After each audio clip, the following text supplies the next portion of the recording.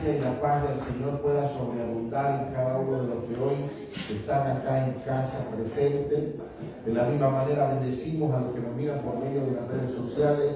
Creemos que el Señor ha estado extendiendo su palabra para cada una de aquellas personas que desde sus hogares, desde su casa, por la imposibilidad de poder estar acá presente, prenden allá su teléfono, encienden su teléfono o la computadora para poder vernos por medio de internet.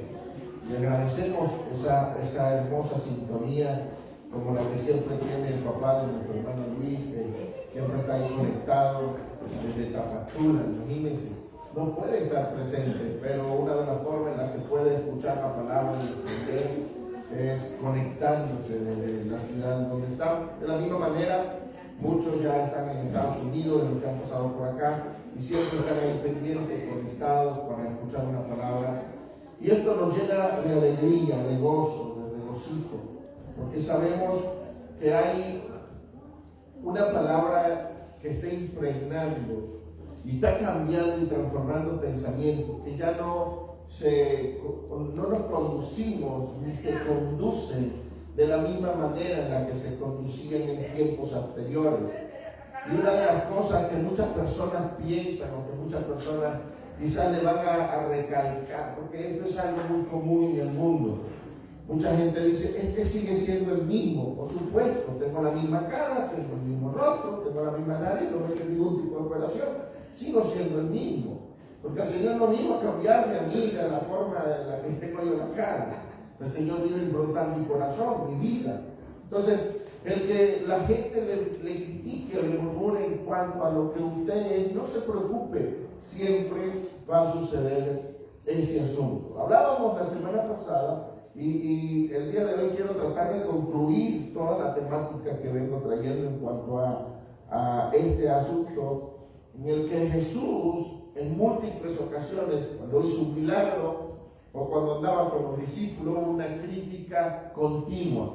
La crítica continua era de los escribas, de los fariseos, de la gente que quería tener la verdad. Y miren algo, no nos escapamos nosotros de la misma crítica fariseísta, podríamos decirlo de esa manera, o de la misma crítica que hicieron los escribas y los fariseos acerca de cómo se debería haber conducido Jesús en algunos asuntos que ellos determinaban o que ellos pensaban que estaban en lo correcto. Ellos tenían un concepto de las escrituras, ellos tenían la ley, tenían la Torá, tenían muchos fundamentos bíblicos, muchos fundamentos teológicos, y esos fundamentos decían cómo debería ser la cultura, la costumbre de aquel tiempo. Uno de los ejemplos que le di fue cuando los discípulos recogían espigas el día de reposo. ¿Cuál era la cultura? No podían recoger espigas, no podían recoger alimentos, ellos no podían comer ese día como en cuanto a lo que se cosechaba. Ellos tenían que ya tener algo cosechado para comer. Entonces, le fueron levantadas críticas de múltiples formas y de muchas maneras. Jesús sana a un hombre con la mano seca y la gente lo critica porque sanó a alguien que tenía la mano seca. Entonces Jesús le dice, y será lícito, entonces si a alguna de ustedes se le extravía una oveja o se le queda atorada en un hoyo, no la sacarían. Vale más un animal que un ser humano. Eso fue lo que le quiso decir el maestro. Por lo tanto, para que se den cuenta de que el Hijo del Hombre tiene la autoridad para sanar, le sanó la mano a aquel hombre. Y de la mujer del flujo de sangre, con paradigmas y conceptos en el pensamiento establecidos por la ley, establecidos por la cultura, no se atrevía a tocar al maestro por causa de la contaminación que ella tenía según lo establecido en la época.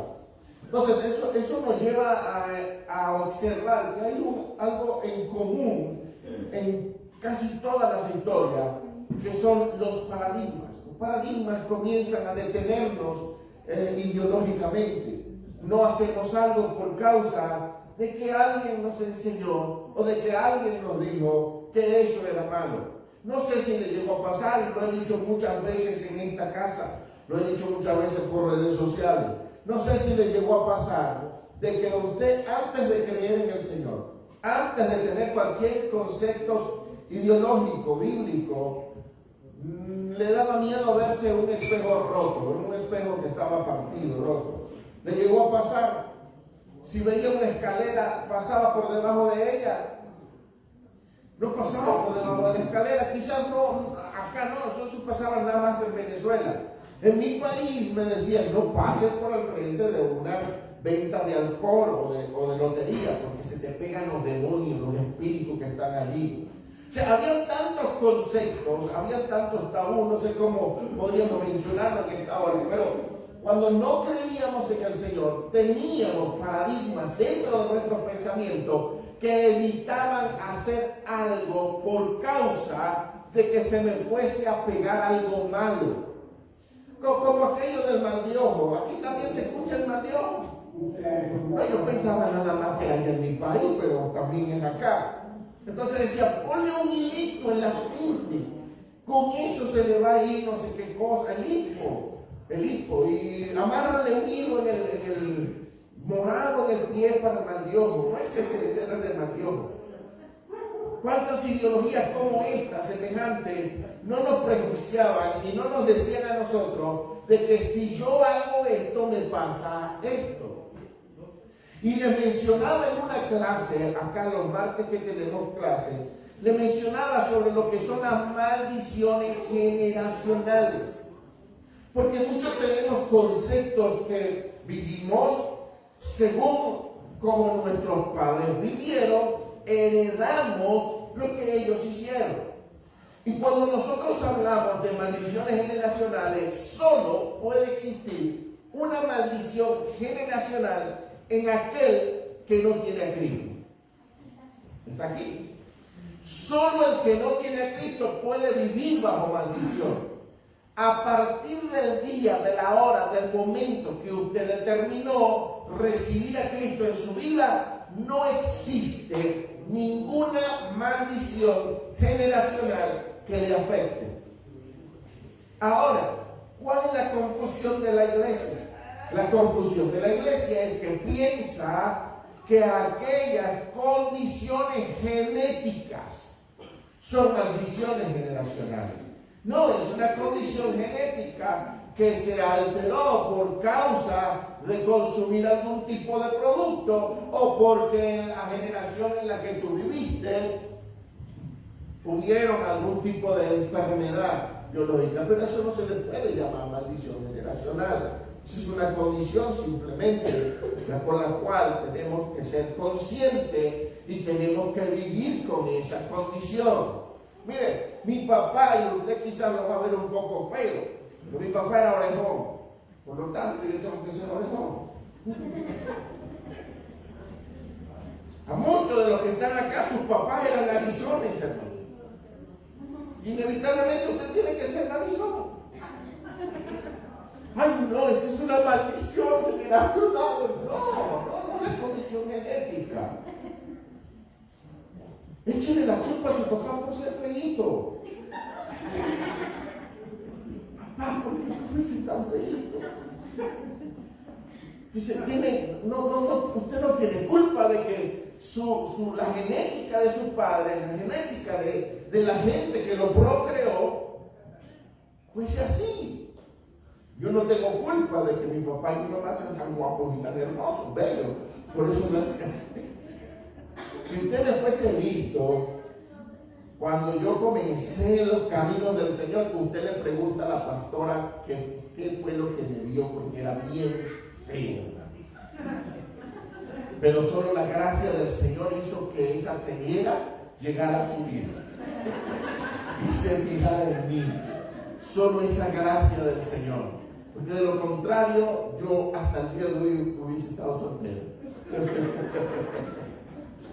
Pero la gracia puso algo especial entre nosotros y nos unió. Pero no podemos nosotros llamar a eso una maldición. Tenemos que saber definir, identificar, separar una cosa de la otra. Entonces, cuando nosotros vemos lo que sucedió dentro de las Escrituras, nos damos cuenta que mucha gente accedió a juzgar una posición o una acción de Jesús por causa de lo que se le había enseñado. Y eso lo llevó a tildar que Jesús andaba mal. Jesús se paró y dijo: yo soy el pan de vida. Y comenzaron a decir: pero bueno, ¿cómo este hombre va a decir que es el pan de vida? Dice: el que no come mi carne ni bebe mi sangre no es digno. Entonces todo el mundo se escandalizó y comenzó el Señor a dar una cátedra completa sobre qué era el pan, cuál era el maná. Dice: yo soy el maná, yo soy ese pan de vida que descendió del cielo. Comenzaron a juzgarlo. Los mismos estudiosos de la Biblia, quienes estaban allí, los que leían, estudiaban, investigaban, comenzaron a juzgar al maestro y dicen: ¿cómo vas a decir tú que eres el pan de vida? Y viene y le recalca, dice: sus padres comieron del maná que descendió del cielo y murieron. Pero los que coman de este maná, hablando de Cristo mismo, no morirá jamás. Eran cosas que para ellos eran ilógicas e irracionales por causa de que no entendían o no lograron entender que todo el Antiguo Testamento, todo, era un reflejo de Cristo. Ellos no lograron entender eso. Ellos no sabían que el maná que descendió del cielo era un reflejo, una figura de aquel que iba a descender del cielo y se iba a dar a sí mismo para que todo aquel que estuviese a Cristo por dentro no tuviera muerte jamás. Y no estamos hablando de muerte física, estamos hablando de una restauración de aquella vida que se perdió en el Génesis o en el Edén. Y Cristo viene a recuperarla en totalidad dentro de la vida del hombre. Por eso a Cristo se le denomina o se le llama el postrer Adán, el cual venía a dar la restauración del que el primer Adán no pudo darla ni pudo hacerla. Lo que fracasó en el primer Adán, en el postrer Adán, fue una restauración plena y total en cuanto al propósito de Dios.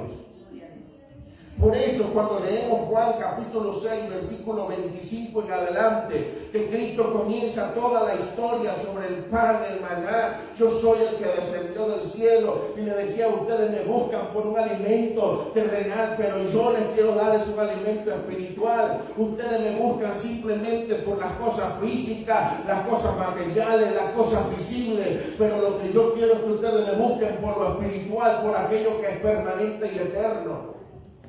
Jesús comienza a hablarle en toda esa historia asuntos que ellos quizás en el ámbito humano, en el ámbito de interpretación lógica, no podían entender. En una de esas los discípulos vienen en el capítulo 42 en el versículo 42 del capítulo 6 dice: y decían: ¿no es este Jesús el hijo de José, cuyos padre y madre nosotros conocemos? ¿Cómo pues dice este: del cielo he descendido? El motivo es de que ellos estaban viendo todo lo físico, y era el problema de la iglesia. Nosotros vemos siempre lo superficial. Se los he dicho en múltiples ocasiones. Yo sé que si usted mira a la persona que está a su lado, y si la persona que está a su lado es su esposo, y vengo yo y le digo: ese esposo que usted tiene allí es justo, ¿qué me dirá usted? Está loco, pastor. ¿Qué justo va a estar haciendo este hombre si deja los zapatos regados y sabe que yo no puedo andar recogiendo zapatos? Y le digo: ese hombre es santo, ese hombre que tiene al lado como su esposo es un santo. ¿Qué me va a decir usted? ¿Qué santo va a ser este sinvergüenza? Y comienza usted a pensar cantidad de cosas. ¿Verdad que sí? Pero yo no se lo estoy diciendo porque quiera decirlo. Yo se lo estoy diciendo porque la Biblia lo dice. Porque Él no es justo por la justicia que Él haga. Él es justo porque Cristo va a morar en su vida o mora en su vida. Y la justicia que mira a Dios sobre Él no es lo que Él produce, es lo que Cristo ya produjo en Él. Él no es santo porque haga obras de santidad. Él es santo porque el Señor produce en su vida santidad. ningún ser humano tiene la capacidad de producir santidad y justicia. Ninguno. Por lo tanto, el Señor entrega a su Hijo para una restauración de los santos y los justos. Y eso es lo que el Señor ve en nosotros. Dios ahora a mí no me ve como Joel, ve como a Jesús. A mí no me ve como aquel hombre pecador. A mí me ve como a Jesús en la cruz. Entonces ya hay algo que me identifica delante de Dios, que es lo que la gente no había podido entender. Ahora, ¿qué fue lo que vino a hacer Cristo? Cristo vino a romper todo paradigmas ideológicos, paradigmas mentales, paradigmas sociales, paradigmas culturales, para establecer sus propias reglas y su propia ley. Pero Él no vino por sí mismo, dijo que vino a cumplir una agenda. Él vino a cumplir un propósito. Y el propósito que vino a cumplir Él específicamente no fueron sus deseos. Porque cuando Él estaba a punto de morir en la cruz, ¿qué fue lo que dijo? Padre, si es posible, pasa de mí esta copa. Se lo traduzco. Le dijo, Señor, ¿sabes qué? En mi humanidad, en mi deseo, en lo que yo quiero es que de repente, si mi carne es como se está revelando ahora, no quiero pasar por esto. Yo no quiero. Pero no sea mi voluntad, sino la tuya. Entonces, específicamente, lo que Cristo vino a hacer a la tierra fue cumplir la voluntad del Padre. No tuvo otra. Cristo no vino a hacer su voluntad. Cristo no vino a hacer lo que Él quería. Cristo no vino a deleitarse. Me voy a dar una vueltica por el mundo, a conocer la tierra, los seres humanos, a ver qué tal son, qué tan chidos se portan los hombres y las mujeres. Yo me voy a dar una vueltica por el mundo. No. Él dijo, yo vine a hacer la voluntad de mi Padre. Usted lee los evangelios y todo lo que consiguen los evangelios es la voluntad de mi Padre vine a hacer. Lo que el Padre le mandó que hiciese, eso Él vino a hacer. Más nada. Todo lo que Jesús hizo, lo hizo porque era la voluntad del Padre. Entonces, en este ámbito, nosotros necesitamos comprender que el Espíritu Santo, para con nuestras vidas, nos va a revelar al Hijo. El Hijo nos va a revelar al Padre. El Padre nos va a dar su diseño, el cual el Hijo vino a ejecutar para que en la manifestación del Espíritu haya una administración de eso que Dios vino a hacer para con nosotros. Miren algo. Con esto ya voy a ir, como dicen por allí, dándole diseño a lo que Dios ha puesto en mi corazón. Miren algo. Cuando se va a construir una casa, cuando se va a construir una vivienda o cuando se va a hacer una edificación grande, tiene que haber un plano. De lo contrario, sin un plano no se puede hacer una construcción, no se puede hacer algo. Tiene que haber un plano.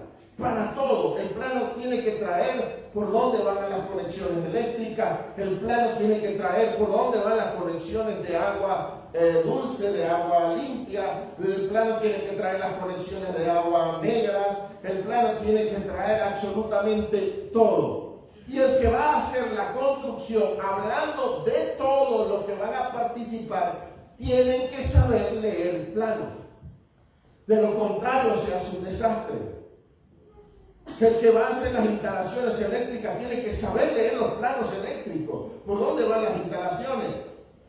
Ahora imagínense que alguien inexperto agarre un plano y comience a decir, bueno, pero yo voy a hacer una puerta en el pasillo. No, es un pasillo, no es la puerta. No, es que me parece bonita una puerta aquí. Si hiciéramos eso, cuando el creador del plano observa la estructura, ¿qué va a hacer? Va a comenzar a quitar todo aquello que no pertenece a la estructura que él quiere diseñar. Entonces, ¿qué pasa? Se pierde material y se pierde tiempo, ¿sí o no? Sí. Si él quería una puerta de 3 metros y usted la hizo de 2, ¿qué hay que hacer? Tumbar la puerta de 3 metros. Perdón, la de 2. y colocarla de 3 metros. Perdió tiempo y perdió material. La iglesia está en lo mismo. La iglesia durante mucho tiempo perdió tiempo y perdió material. ¿Cuál fue el motivo? Que no se apegó a los planos. Hebreos capítulo 8, versículo 5. Mire cómo dice esta pequeña porción de la palabra. Dice, los cuales sirven a lo que es figura y sombra de las cosas celestiales, como se le advirtió a Moisés cuando iba a erigir el tabernáculo, diciéndole, mira, haz todas las cosas conformes al modelo que se te ha mostrado en el monte. Moisés iba a hacer una estructura para el Señor. Y lo primero que el Señor le dice, yo te mostré el plano para que tú pudieras construir esa estructura. Y mira que te mando que tú hagas tal cual como te estoy demandando a construir. Luego le dice, pero ahora, tanto mejor ministerio es el suyo, hablando de Cristo. Cuanto es mediador de un mejor pacto establecido sobre una mejor promesa. El pacto en el que manejó un plano Moisés no era tan bueno como el plano que ya Dios había establecido para este pacto. Por lo tanto, cuando hablamos de Dios como diseñador, ya Él estableció qué era lo que iba a hacer en la tierra. El problema de la iglesia es que se colocó a tratar de modificar los planos de Dios y comenzaron a modificar de tal manera que distorsionaron todo el ámbito para el cual el Señor había venido. Y en ese asunto el Señor comenzó a hablarle a la iglesia y hablarle al pueblo de Israel, los cuales no entendían lo que Él estaba hablando. Y aquellos comenzaban a debatir, pero es que no es lícito sanar el día de reposo, es que no es lícito que una mujer con el flujo de sangre te toque, es que no es lícito que aquella mujer que estaba en el acto de adulterio la trajeran y tú la perdonaras. ¿Qué había pasado en ese evento? ¿Cuántos han leído esa historia? Cuando la mujer es traída, dice que la consiguieron en el mismo acto de adulterio, ¿sí o no? Y vienen y traen a la mujer y se la tiran a los pies del maestro. Le dice, maestro, la ley dice que a esta mujer hay que apedrearla. Por lo tanto, ¿qué dices tú? Era una trampa para el maestro. ¿Sabía usted que sí era una trampa? Porque ahí no había que traer nada más a la mujer, ahí había que traer también al hombre. Entonces, imagínense, váyase un poquito la imaginación. ¿Qué pasó? ¿Por qué no trajeron al hombre? Porque en los secretos tal vez dijeron, hey, ¿sabes qué? Necesitamos llevarle a este hombre a una ramera, a una mujer que sea conseguida en el acto de adulterio. Y estaban ahí como 7, 8 hombres planificando. Y por allá salió uno y dijo, bueno, ¿sabes qué? Yo me sacrifico. Yo me voy a acostar con ella para que ustedes la ganen. Ni sinvergüenza el hombre. ¿Por qué no lo trajeron? Porque era compa, era amigo, era cómplice. ¿Cómo la trajeron? La trajeron desnuda. Quizás con alguna que otra sábana que pudo lograr alcanzar a aquella mujer. Se la tiraron allí al frente del maestro. ¿Dónde estaba el vagabundo? ¿Dónde estaba el sinvergüenza? Ahí no lo pusieron porque era compa de nosotros, era una trampa lo que le estaban tendiendo al maestro. Pero lo importante del asunto es que el maestro los mira y les dice a todos que esté libre de este pecado. Tira la primera piedra. El maestro sabía que todos habían codiciado a esa mujer. El maestro sabía que todos, quizás en uno u otro momento, habían pensado en la mujer que se acostaba con todos los de la era muy buena. Yo no le decía que no a ninguno. Entonces todos habían codiciado y el Señor le dice, tire la primera piedra. El que esté libre del pecado, tire la primera piedra. Y comenzaron a caer las piedras al piso. El maestro la miró, le dijo: mujer, ¿dónde están los que te acusan? No había nadie. Los señores no están acá. Ni yo te acuso. Eso es un dolor para el religioso, hermano. Escúchelo. Esa es una piedra en la cabeza de aquel religioso. ¿Qué es lo que queremos nosotros? Dígame, aquí vamos a sacar el fariseo que está dentro de nuestros corazones. Porque no vamos a decir que no tenemos fariseísmo. No vamos a decir: ay, no, hermano, yo soy santo, yo no juzgo a nadie. No. Si usted mira a un hermano hacer algo que para usted es incorrecto, ¿qué piensa? Se lo decía al pastor, que lo siente en disciplina. Aquí saqué el Charlie de la batería. No. Vamos a tener que hablar con el pastor para que quite a César. Hay que quitarlo de la guitarra. No puede estar. Hermano, dígame usted que no. Dígame que no pasa eso en su mente ni en su corazón. Y eso es literalmente fariseísmo. Buscar y mirar el error de alguien para allá decir: no, es que él tiene que estar sentado en disciplina, él no puede estar ministrando, él no puede ser un llamado de Dios, él no puede ser un hijo de Dios. A usted no le corresponde decir quién es y quién no es. A él le corresponde aquel que murió en la cruz del Calvario. Él es el único que tiene la determinación de decir si le da el pan o no le da el pan, si le da vida eterna o no le da vida eterna. Ese es asunto de él.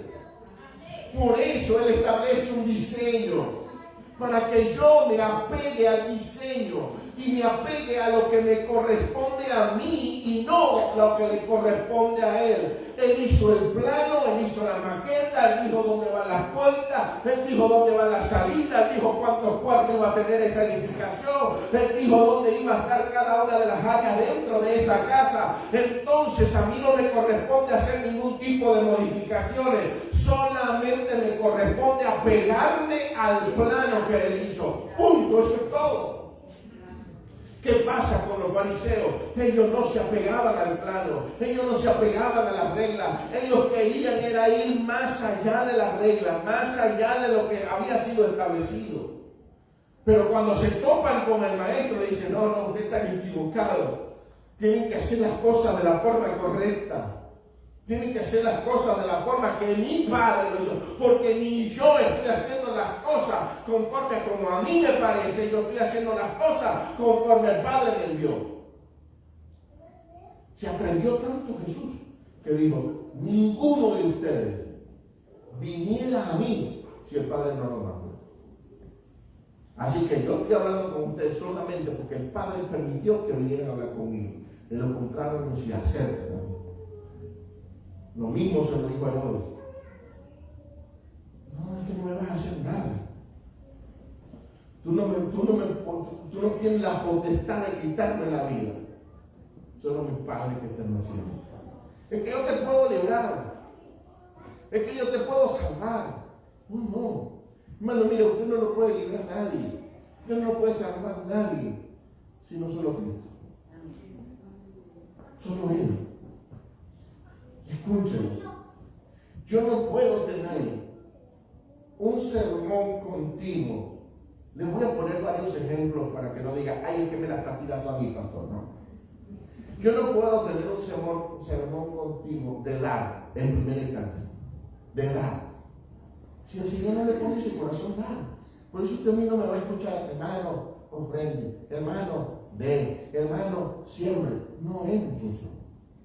Si el Señor no lo pone en su vida, si Jehová le edifica la casa, en vano trabajan los que le edifican. Yo no puedo vivir diciendo: hermano, deje las malas palabras, deje las groserías, deje esto. Si el Señor no lo hace. Porque yo creo que yo no estoy tratando, o Dios no está tratando con niños, está tratando con gente adulta. ¿Sí o no? Los que hoy estamos acá, no tenemos 3 años. Los que hoy estamos acá, tenemos a Cristo dentro. Y si Él lo edifica, hermano, trabajamos lo que edificamos. Entonces, ¿cómo y lo digo porque estoy en redes sociales, hermano? Si no estoy en redes sociales, quizás lo evitara un poquito más. Pero como estoy en redes sociales, me encanta estar allí solamente para decirle a los pastores: estoy cansado de la lata que dan solamente para llenar sus bolsas. Estoy cansado, hermano. Aquí es lo importante, porque lo dice Génesis, Éxodo, Levítico, Número, Deuteronomio y el resto de los libros proféticos, poéticos, profetas menores y mayores, profetas, libros históricos, todos lo dicen. Lo único importante aquí es Cristo. No lo visualizaron los judíos, pero hoy tenemos al Espíritu Santo que nos da la claridad de Jesús. Aquí no es más importante, escúchenlo, aquí no es más importante el diezmo que Cristo. Aquí no es más importante la ofrenda que Cristo. Aquí no es más importante el cigarro que Cristo. Aquí no es más importante la cerveza que Cristo. Por eso, mi intención continua y permanente es que usted se aprenda a Cristo. Y le repito, el Espíritu Santo nos revela al Hijo, a Cristo. Usted logró llegar a Cristo solo porque recibió una revelación del Espíritu y entendió que en Cristo se es todo. Y en Cristo se recibe el plano, porque Cristo es el único que nos da a revelar al Padre. Cristo es el único que nos dice: a los que Él me permitió tener, a Él yo les revelo quién es el Padre, qué es el Padre, qué hace el Padre, qué desea el Padre. Y el Padre lo único que desea es que su diseño, la maqueta que Él hizo en cuanto a su propósito, le sea revelada a la iglesia, a usted. Solamente por medio de la gestión del Espíritu Santo llevamos a la cabalidad, a la plenitud, el propósito de Dios. Yo no, con esto no quiero decir, porque lo que estoy tratando de darme a entender es de que hay una agenda de parte de Dios para nuestras vidas. No es que yo voy a meter a Dios en mi agenda, no. Es que Dios te está metiendo a ti en su agenda. Yo no puedo meter a Dios en mi agenda, en mi tiempo. Es que Dios se determinó en un momento, en un tiempo determinado, decir: a Yuli la quiero meter en mi agenda. Y a partir de ese momento, Yuli no puede decir: quiero meter a Dios en mi vida. No, Dios te metió a ti en su vida. Y es lo que la iglesia no ha entendido. Es lo que la iglesia no logra entrar. Que tú no estás tratando de meter a Dios en tu casa. Tú no estás tratando de meter a Dios en tu vida. Tú no estás tratando de hacer que Dios haga algo para ti. No. Dios está tratando de meterte completamente en su agenda, en sus planes, en su propósito. Y ahí es cuando dice Pablo, cuando Pablo entendió que es Dios metiéndolo en su agenda, que es Dios metiéndolo en su propósito, fue cuando él dijo: ya no vivo yo, mas vive Cristo en mí. Ya no hago lo que quiero, sino lo que Él determina que yo hago. Entonces Pablo dijo: yo clausuro mi agenda, clausuro lo que yo tenía como planes, como propósito. Yo clausuro lo que yo quería hacer. ¿Para qué? Para comenzar a hacer lo que el Padre determina que yo quiero hacer. Fue lo que hizo Cristo y fue lo que Cristo quiso que la iglesia entendiera. Lo entendió Pablo, pero hoy en día lo hemos entendido en plenitud nosotros. Necesitamos que Cristo sea el que nos dé a revelarle el plano, porque ya hay un diseño, el cual el mismo Pablo dijo: yo como perito arquitecto pongo el fundamento. Pablo no dijo: yo creé el plano, no. Pablo dijo: yo sé leer el plano, y como sé leer el plano, puedo colocar el fundamento, el cual es Cristo. Lo dijo Pablo, quien en el Antiguo Testamento dice: la piedra que desecharon los edificadores. Y Hebreo viene a decir: vino a ser cabeza de ángulo. ¿Sabe a quién desecharon? A Cristo. ¿Y sabe cuál es la cabeza del ángulo? Porque hay una primera piedra que se coloca en una edificación, que es la piedra fundamental, lo sólido de esa edificación. Esa primera piedra es Cristo. Amado, nada puede girar en torno a una ideología de hombre. a una ideología humana, a un concepto cultural, a un concepto humano. Todo gira alrededor de Cristo. Si entendiéramos nada más que Cristo en mí produce todo, entonces comenzaríamos a darle importancia a esos, no los deseos engañosos de la carne, no, esos deseos del Espíritu que fluyen continuamente dentro de nuestros corazones. Dice la libertad del Espíritu. La palabra nos enseña que Él nos enseñará todas las cosas. No dice, es que los pastores, los apóstoles y los profetas les van a enseñar todas las cosas. No, el Espíritu te va a guiar, te va a enseñar a toda verdad. Yo solo soy un gestor de un propósito que ya se inició en tu vida. O sea, yo te estoy tratando de empujar a ese propósito.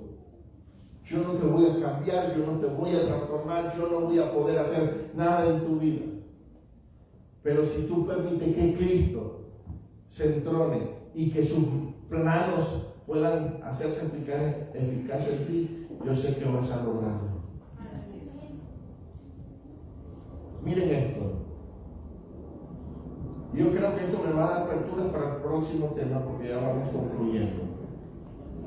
Gálatas capítulo 1, versículo 6. Dice, estoy maravillado de que tan pronto os hayas alejado del que os llamó por la gracia de Cristo, para que, miren esto, me va por ahí, maravillado de que te hayas apartado tan rápido, tan pronto, de aquel que te llamó por la gracia de Cristo. Hay dos personajes allí, el que lo llamó y Cristo. ¿Quién te llamó? El Padre. O sea, solo llegamos a Cristo si el Padre lo quiere, hermano. Usted no está aquí por casualidad. Usted no está escuchando un sermón más porque, hoy se me ocurrió. No, el Padre, en su maravillosa gracia, dijo, es que yo te quiero a ti aquí. Y por la gracia de Cristo fuiste atraído. Pero a los Gálatas le dicen, me sorprendo de que se hayan alejado tan pronto de aquel que los llamó por la gracia de Jesucristo para seguir un evangelio diferente. Pero luego él dice, no que hay otro, sino que hay algunos que os perturban y quieren pervertir el evangelio de Cristo. Mas si aún nosotros o un ángel del cielo os anuncia otro evangelio diferente del que os hemos anunciado, sea anatema. Como antes hemos dicho, también ahora lo repito, si alguno os predica diferente evangelio del que habéis recibido, sea anatema. Pues busco ahora el favor de los hombres o el de Dios.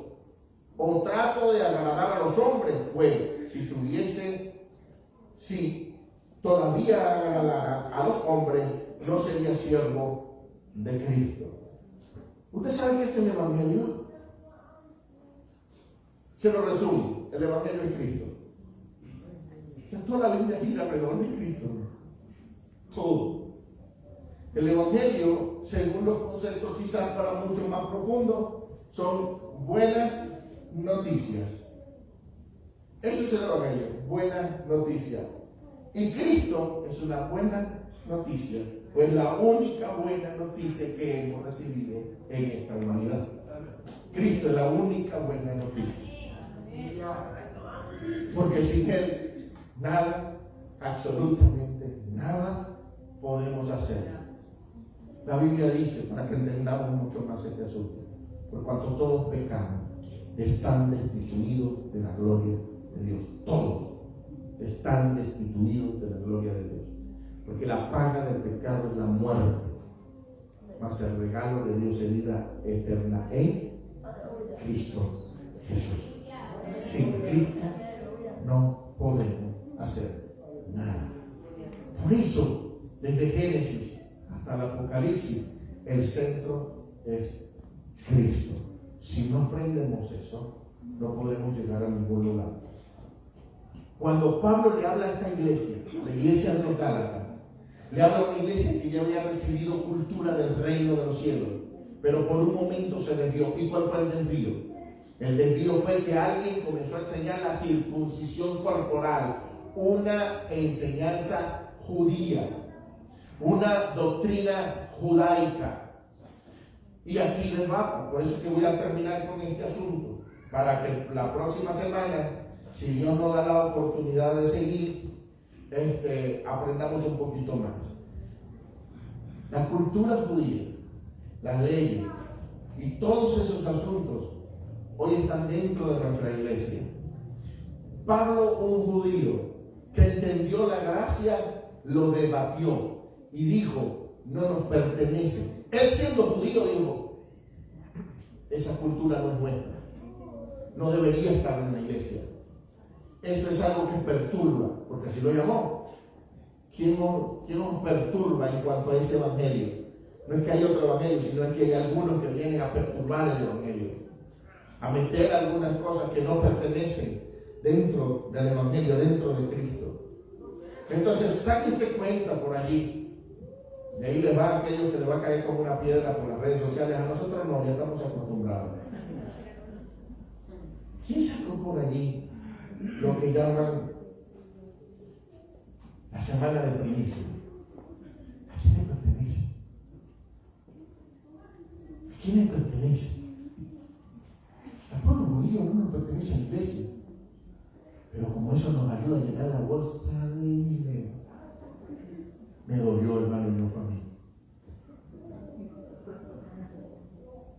Y podríamos seguir hablando, pero pues ya vamos la próxima semana. Vamos a despedir a los que nos están mirando por medio de las redes sociales y dejarlo con esas ganas de seguir escuchando. Muchas bendiciones. Gracias, hermano.